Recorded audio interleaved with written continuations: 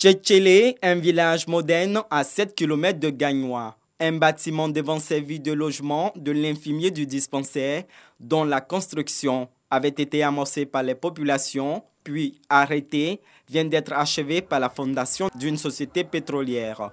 Il a été remis aux autorités villageoises et administratives.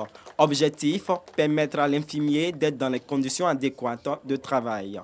Petrosi a répondu favorablement à la requête de la population de Tchétchélé à travers donc le chef Bizier qui a contacté la fondation Petrosi et ayant constaté le besoin d'intervenir au niveau donc du logement de l'infirmier, Petrosi à travers sa fondation n'a pas hésité. Cet édifice, avec toutes les commodités, est conforme à la devise du donateur. Un acte salué par les autorités traditionnelles et sanitaires.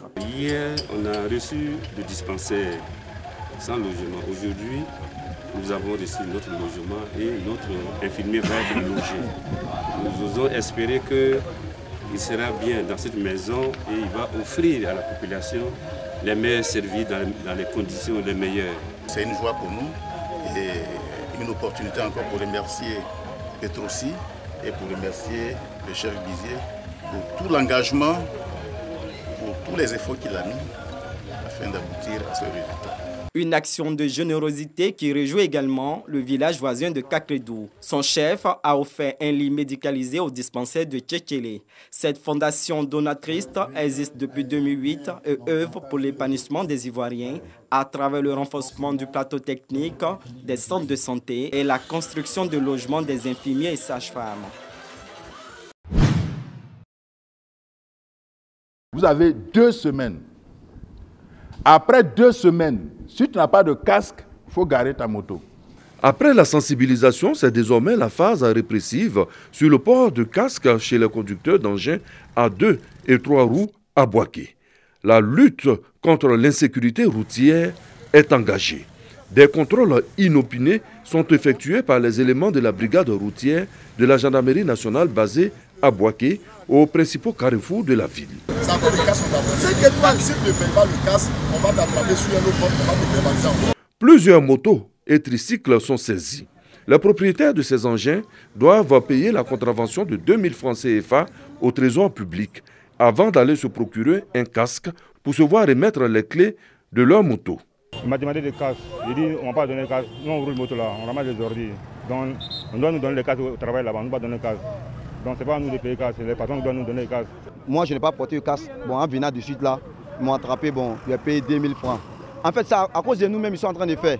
Voilà, parce que chaque jour, il y a trop de différents accidents à Boaké ici. Affaire des motos, c'est bien vrai qu'il y a fait des motos intéressants, mais en tout cas, les amis, portons casque. Casque, c'est très intéressant. Selon les responsables de la brigade routière de la gendarmerie nationale, cette opération est prévue pour durer plusieurs mois. Le temps pour tous les conducteurs de motos et de tricycles d'avoir chacun son casque. La gendarmerie nationale appelle les usagers de la route, en particulier les motocyclistes et les automobilistes, au respect strict du code de la route, à la prudence et à la responsabilité pour faire moins de morts sur nos routes.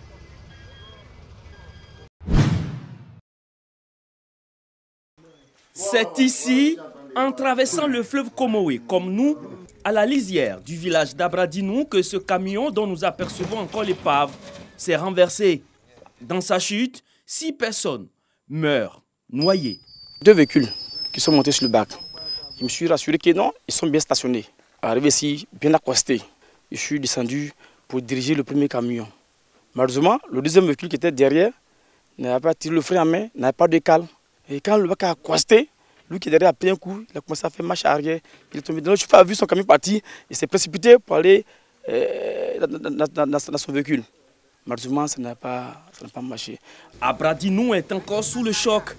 Dans la cour du chef, c'est la consternation. C'est une deuxième fois, mais la première fois là, c'est le camion qui est tombé dans l'eau et on l'a enlevé. Donc c'est la deuxième fois pour le 1er mai. Donc le subpréfet est venu avec CB. Ils sont venus me trouver, on allait faire le concert avec les parents de ces victimes.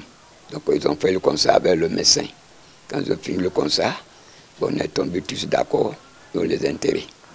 Le souhait le plus ardent des populations du village d'Abradinou et environ est la construction d'un pont. Une infrastructure qui permettra de désenclaver plusieurs villages et faciliter les échanges entre les régions. Il y a trop de voyageurs ici. Et actuellement, il n'y a plus de manger. C'est à Zopé, à Bidjan, qu'on va payer manger. Donc on gagne un camion de transport pour qu'on facilite le voyage. Nous de lance un pont métallique. Le village d'Abradinou, dans le département de Bétié, compte près de 8000 habitants. Depuis 2012, le bac, entretenu par l'AGEROUTE, est le seul moyen pour rallier cette localité.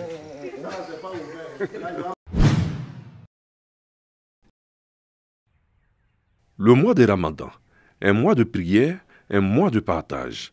À l'occasion de ce mois béni, les ressortissants de la diaspora Gbeke États-Unis ont décidé de venir en aide aux populations de Bouaké. Madame Diallo Maria Berté, présidente de cette association, a procédé à la remise d'un important don de vivres. Il s'agit principalement de riz et de sucre. Montant total du don, plus d'1 million de francs CFA. Le but de cette opération, c'est pour pouvoir aider nos parents qui sont en difficulté, en détresse. Voilà. Sans oublier que nous traversons une très grave crise qui a occasionné la perte de beaucoup d'emplois. En fait, ça c'est la première édition pour montrer aux yeux de la communauté Gbeke Uisa qu'il y a des gens qui en ont besoin ici. Le don a été remis en présence des autorités de la ville et du représentant de l'imam central de Bouaké. À la grande mosquée de Bouaké, tous ont prié pour que ce mois soit un mois de cohésion, un mois de partage et un mois d'entente entre toutes les populations. Les ressortissants de la diaspora Gbeke États-Unis n'entendent pas s'arrêter là. Dans le mois à venir, ils comptent procéder à la remise de divers dons, toujours dans le même cadre, le partage.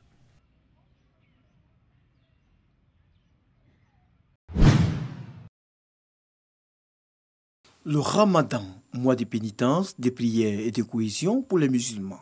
C'est aussi un moment de retrouvailles pour les membres de la communauté d'invoquer le nom d'Allah en toute convivialité. La jeunesse unie des Divo a mis en exergue ce pan important de la région musulmane. Unissant sa force, cette jeunesse musulmane a organisé une rupture collective dans la concorde et la solidarité à la grande mosquée de la capitale du Lodjibois. Les frères musulmans et non musulmans de cette cité ont également mis à profit ce partage de repas pour aplanir tous les différends. Les jeunes de Divo ont donc pris l'engagement de sceller la réconciliation à tous les niveaux afin de faire de Divo une ville de paix et de concorde. Le président de la jeunesse unie des Divo promet d'autres actions toujours dans le but de raffermir la foi et les liens entre les musulmans et les autres communautés.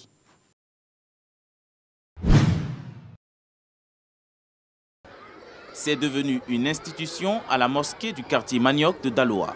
Des centaines d'enfants en file indienne prennent d'assaut la cour du lieu de culte. Ils viennent ainsi recevoir un repas chaud, équilibré, à l'heure de la rupture du jeûne durant tout le mois de Ramadan. Moment de partage, conformément au Saint-Coran. Une initiative d'Ali Koulibaly, opérateur économique à Daloa, pour permettre aux enfants de familles démunies, ainsi que leurs parents, de passer ce temps de pénitence dans les meilleures conditions. Le mois de jeûne, c'est un mois de partage. M. Ali Koulibaly profite du mois de jeûne vraiment pour venir en aide à la population de Daloa, plus précisément les plus vraiment nécessiteux. Chaque enfant est servi sous l'œil vigilant du responsable de la mosquée. Un acte de solidarité et de cohésion sociale salué par les populations et les autorités. Nous le saluons pour toutes les actions qu'il pose à l'endroit de la population de Daloa. Et donc c'est juste notre raison, soutenir la communauté musulmane et dire encore merci à notre papa Ali Koulibaly. Avant le début du Ramadan, des sacs de riz ont été distribués aux familles démunies du quartier Manioc par le donateur Ali Koulibaly. Il a également offert 8 fourrages aux populations pour leur permettre d'accéder à l'eau potable.